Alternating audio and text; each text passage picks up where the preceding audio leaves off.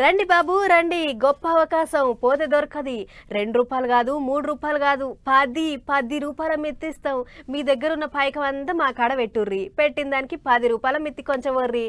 ఏంది మంజుల వార్తలు చదువుడు ఇడిచిపెట్టి వడ్డీల దందా చేస్తుంది అని అనుకుంటుర్రా?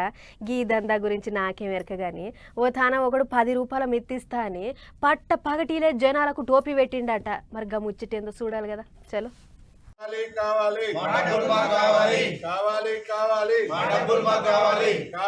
కావాలి కావాలి. చూసిర్రు కదా, ఇక గీళ్ళే 10 రూపాయల మిత్తి ఆశకు పోయి మోసపోయినోళ్ళు. మోసం చేసినోని పేరు నాగరాజ్ అట. అయితే గిళ్ళంతా పట్టణంలో ఉన్న బోడుప్పల్ రాఘవేంద్ర నగర్ కాలనీలో ఉంటారట. అదే కాలనీలో ఉండే గీ నాగరాజ్ అనేటోడు గిళ్ళందరికీ 10 రూపాయల మిత్తిస్తా అని ఉద్దర ముచ్చట్లు చెప్పిండట. అది నిజమే అని నమ్మి ఒకళ్ళ వెనకాల ఒకళ్ళు ఇచ్చుకుంటా పోయిర్రట. అట్లా ఓ 2-3 నెలలు మంచిగానే ఇచ్చిండట. ఆ టెంక అసలు సినిమా షురువైందట.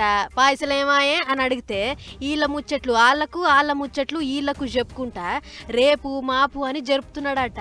మరి ఎట్లా అనుమానం వచ్చిందో ఏం పాడో గాని మీ మితి సల్లగుండా అది ఇయ్యకున్నా మాయే గాని అసలన్న ఏమయ్యా అని ఇంటికి పోయి అడిగితే ఏమన్నాడో ఇనుర్రి.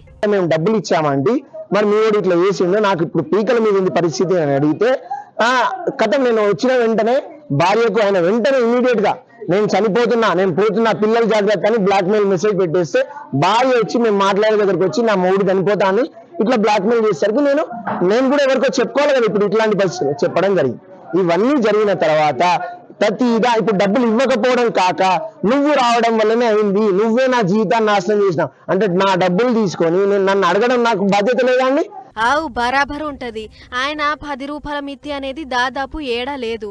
గింత తెలిసి కూడా మీరెట్లా ఇచ్చిర్రే అన్నలు? గిట్ల కాలనీలుండే చాలా మందికించి 5 నుంచి 20 లక్షల దాకా గుంజిండట. అందరి దగ్గర నుండి ఏం తక్కువ 50 కోట్ల దాకా సదురుకొని అవతల పడ్డాడట. గిట్ల అయ్యిందని మేడిపల్లి స్టేషన్ల కేసు పెట్టి ఇప్పటికీ 3 నెలలు అవుతున్నా ఏ సప్పుడు సరి చేస్తలేడట. దీంతోని లబలబా మొత్తుకుంటా నాగరాజు ఇంటి ముంగట లొలికి దిగిర్రు. చూసిర్రు కదా, మీ చుట్టుపట్టు కూడా గిసొంటోళ్లే ఉంటారు. అందుకే జర్రంత పైలంగా ఉండుర్రి. మిత్తిల ఆశకు పోయి గీల లెక్క కాకుర్రి. ఏం చెప్తున్నా.